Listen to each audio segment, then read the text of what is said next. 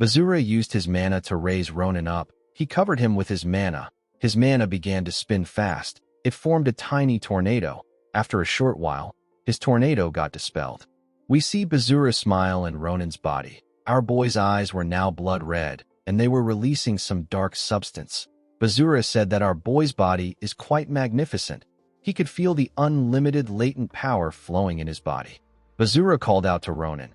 He told him that he wants to give him a present before his consciousness completely fades away. He drew our boy's sword and asked him to take a look at his true power. He swung his sword at a crazy speed. The simple swing destroyed the ceiling.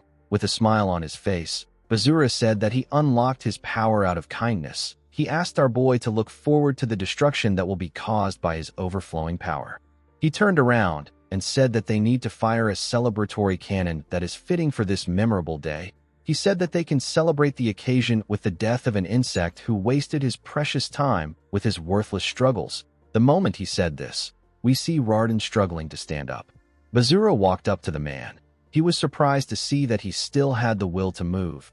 He told him that his spirit makes him worthy of being called a sage. He asked Rarden to tell him what drives him to struggle.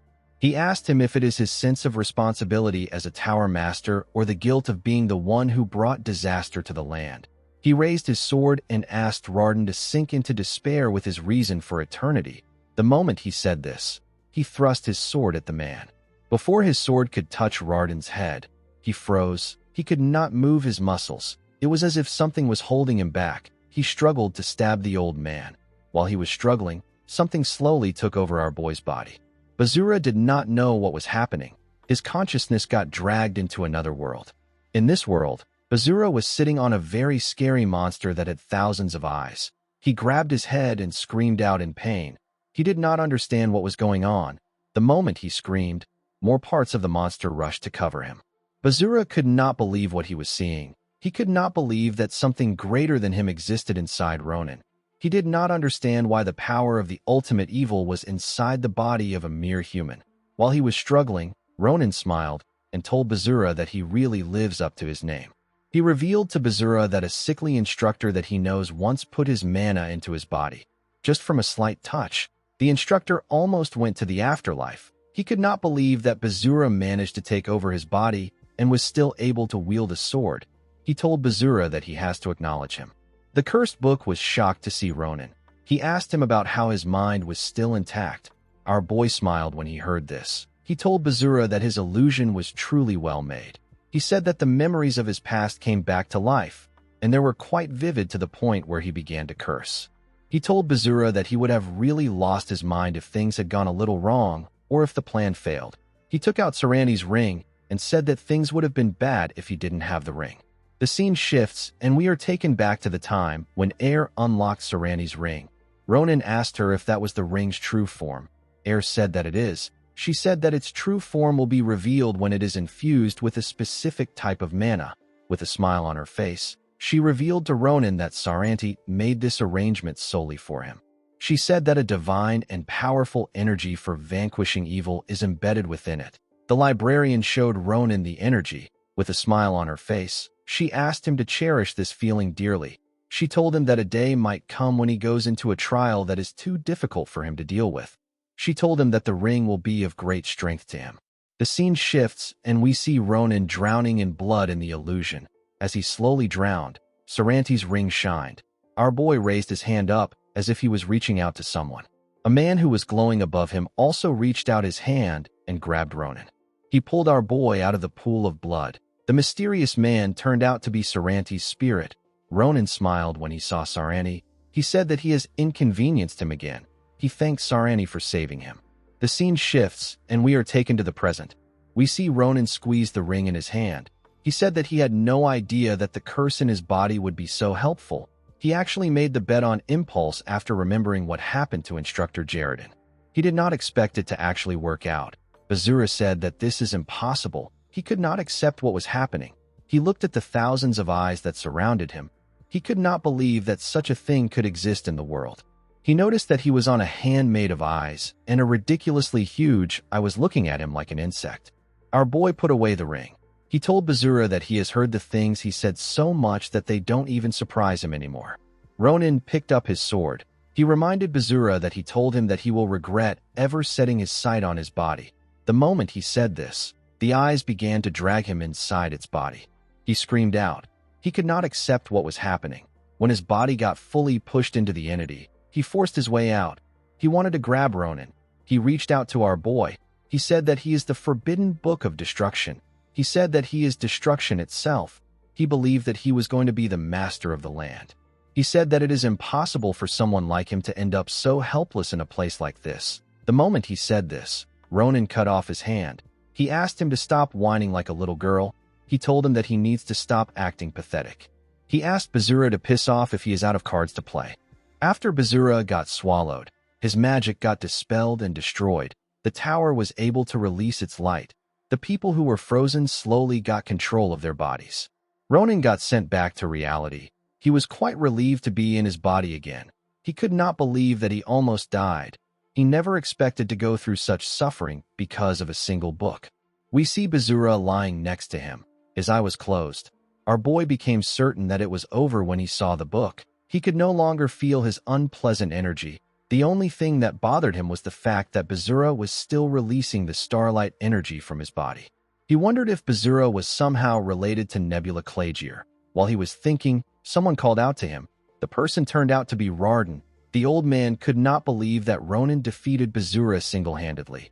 Our boy asked him if he has regained consciousness. Rarden immediately apologized to him.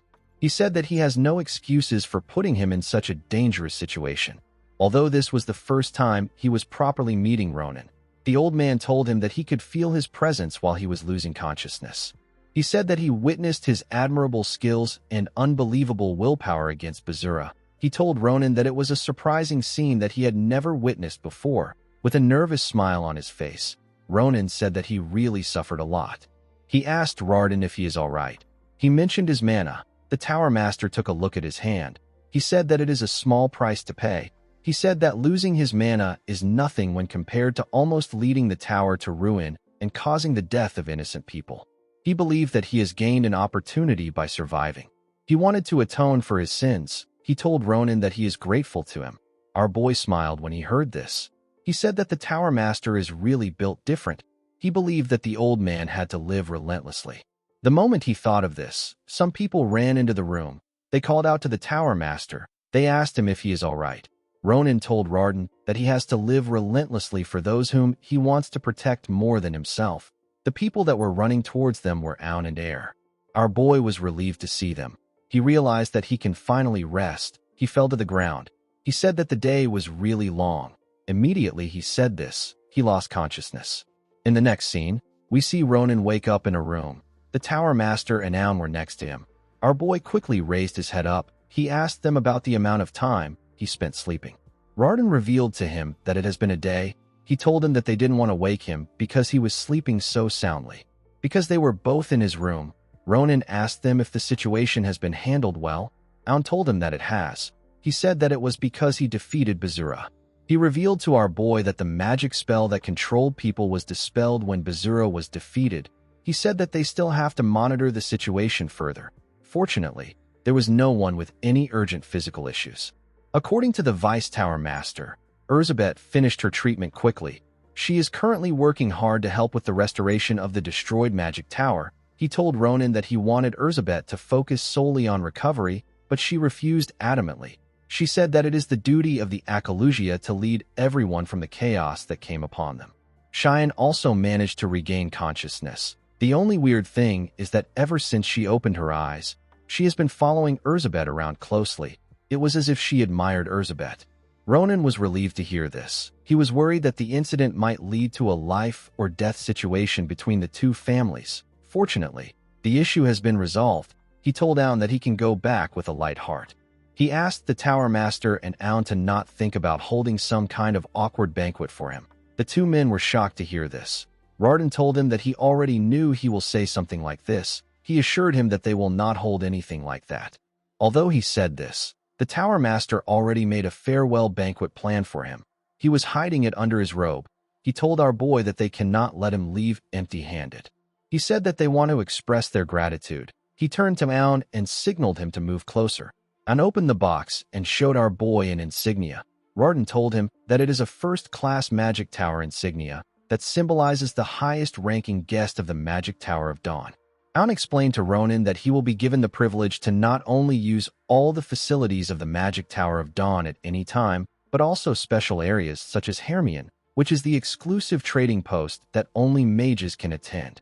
He told our boy that he will enjoy several benefits that are granted to high-ranking mages. He said that he inscribed a few useful spells on the insignia that can help him in any emergency. Rarden explained to Ronan that the insignia is a symbol that the Magic Tower of Dawn has sworn an eternal alliance with him. He and Aun bowed their heads. They thanked Ronan again for saving the Magic Tower of Dawn. Our boy became nervous. He asked them not to bow their heads. He said that it is burdensome. He asked them not to worry about it. Upon hearing this, Aun activated his magic. Some flames gathered above Ronan. Aun said that there is an urgent matter that they need to conclude on. When our boy looked up, he saw Bazur above him. Aun said that they need to talk about the arrangements for Bazur. Later in the day, we see Air at the beach. She seemed to be down. While she was looking at the water, Ronan called out to her. Air quickly turned around. She was happy to see our boy. She asked him if he is feeling better. She asked him about why he is already moving. She advised him to rest more. Ronan assured her that he is fine. He said that Bazur really cherished his body, so he has no serious injuries. He told her that he needs to head back to the academy. With a nervous look on his face, he told her that he has something to tell her. He said that it is about Saran. Air told him that he doesn't have to tell her. Ronan was shocked to hear this. He quickly realized that the woman already knew. The day Air unlocked the ring, Saran's spirit appeared to her. He gently touched her head. Saran apologized to the woman. He asked her to forgive him for delivering his farewell message in this manner. He thanked her for remaining a warm memory in his insignificant life. He referred to her as his dear friend and wished her peace in all the days to come. After saying this, he vanished. While shaking, Air said that Saran has always been a peculiar person. With tears in her eyes, she said that Saran has always been peculiar and warm-hearted. Ronan could only watch the woman as she cried. In the next scene, we see the airship leaving the Magic Tower of Dawn. Guys, we have come to the end of our video. If you guys want part 63 of this recap, let me know in the comments section. Don't forget to like and smash that subscribe button for more recaps. See you guys later.